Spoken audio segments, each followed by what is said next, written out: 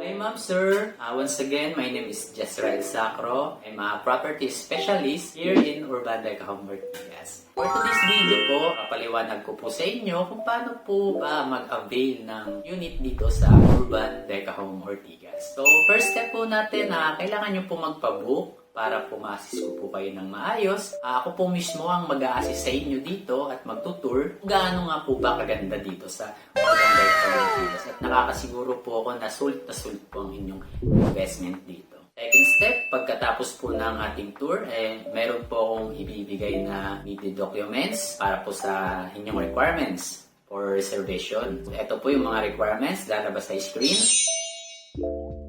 And then, pag nakumpleto nyo po ang requirements, magsiset naman po tayo ng schedule for your reservation. Alam nyo na po yung requirements and reservation fee na 10,000 pesos from po namin. And ipaprocess na po kagad namin yan under Pag-ibig Financing. Kami na po magpaprocess niyan, maghihintay na lang po kayo ng approval. So within 1 to 3 months po, pwede nang ma-approve ang inyong loan to Pag-ibig Financing. Pwede na po kayong makapag-move in.